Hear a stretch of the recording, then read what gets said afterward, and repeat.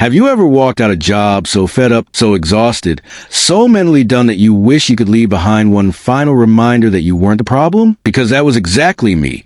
Standing alone inside a freezing manufacturing plant in northern Colorado, lights buzzing above me, the building empty except for one workstation glowing in the dark with Fox News and Newsmax blasting like megaphone. And in that moment, on my very last day, after months of being disrespected, ignored, and overworked, I remembered something dangerous, something powerful, something they had completely forgotten. I still had full administrator access to every workstation in the building, and what I did next, well, it's still haunting their weekends months later. If you ever wanted to deliver the perfect silent payback to a workplace that treated their people unfairly, hit that like button and subscribe, because today's revenge, it's petty, smart, and absolutely delicious. My name is Daniel, I'm 32, and back then I was working as a facilities project manager for a mid-sized electronics plant in a quiet Colorado town. The kind of town where the mountains are pretty, but the workplace politics are uglier than anything nature could produce. The company manufactured equipment used for government contracts, which meant heavy security, strict visitor procedures,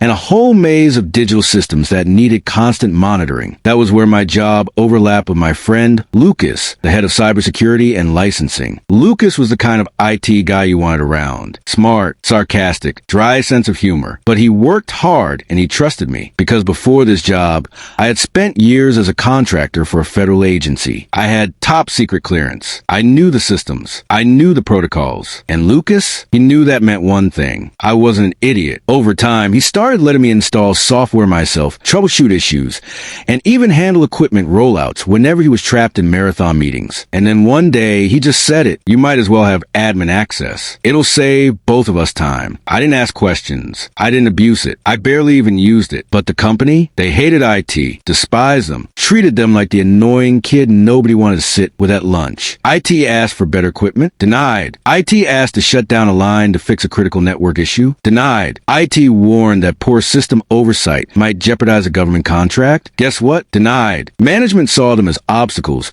burdens, complications. They saw me, even though I wasn't technically IT, as part of the problem group. And yet, every day I stayed late. Every day I cleaned up. Every day I locked up the facility because no one else could be trusted to do it properly. But the real problem, the one that boiled under my skin for months, was how certain employees acted, especially the weekend plant crew. These were the people who openly watched political videos all shift long. The loud, opinionated types who hated rules but complained when things didn't work. One of them in particular, a guy named Rich, had made my life miserable. Lazy, confrontational, smug. He always had something rude to say. He once told me to stick to sweeping the floors while I was literally installing a new network access point over his head. And management, they loved him because he showed up even if he didn't actually work. Fast forward to August, my final month. My contract was ending. I was tired, burnout, mentally done. Lucas had left a few months earlier for a better job in Seattle. And honestly, I was counting the minutes until I could be free. On my last day, I stayed behind like usual, checking lights, securing entrances,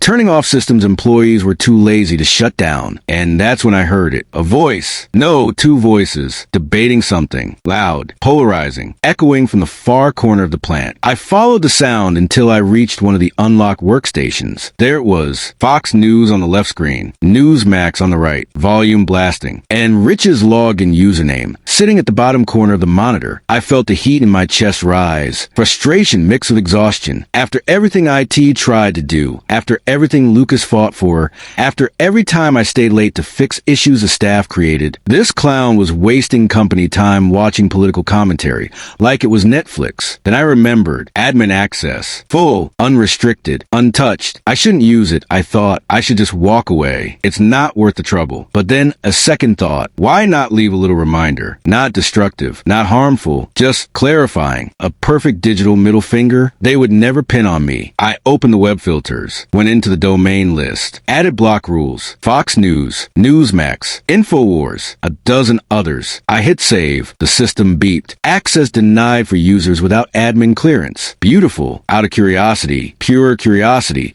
I checked the next workstation. Same browsing history. I blocked everything again. Then the next one. Then the next. 12 workstations in total, the entire week in Line A, and no cameras, no outbound keycard logs, a shared admin password that wasn't tied to any single employee, zero trail. On my way out, I looked over the factory floor one last time, quiet, cold, peaceful. For the first time in months, I smiled. Months passed. I was sitting at home during a snowstorm when I got a text from Jason, one of the plant managers I actually liked. He asked how to reboot the solar panel monitoring system. I walked him through it. Then we caught up a bit. He mentioned the weekend crew was smaller now due to layoffs and tariff cuts. Just 3 workers running the whole line. Then he said it. We've been dealing with this weird glitch in the matrix for months now. Nobody can open certain websites. It's driving the weekend crew crazy. I almost choked laughing. He continued, we don't know if it's malware or some system block. IT keeps saying it's low priority, but now more people are complaining. And honestly, they're making it worse for themselves. They're basically admitting they're watching stuff online instead of working. A win. A perfect, silent, lingering win. My revenge wasn't flashy. It wasn't vengeful. It didn't hurt the company, but exposed exactly who wasn't doing their job. And the irony, to this day, they still can't figure out what happened. Sometimes revenge doesn't need to be loud. Sometimes it doesn't need to burn bridges or destroy anything. Sometimes the quietest actions have the longest lasting impact. In my case, all I did was lock a few doors. Doors that certain people should never have been opening during work hours anyway. If you treat your IT department like they're disposable, don't be surprised when the systems remind you who keeps everything running. If this story gave you that satisfying little spark of justice, hit the like button, subscribe, and tell me in the comments what's the pettiest or smartest revenge you've ever seen at work. And if you want more stories like this, just stick around. The universe loves serving karma.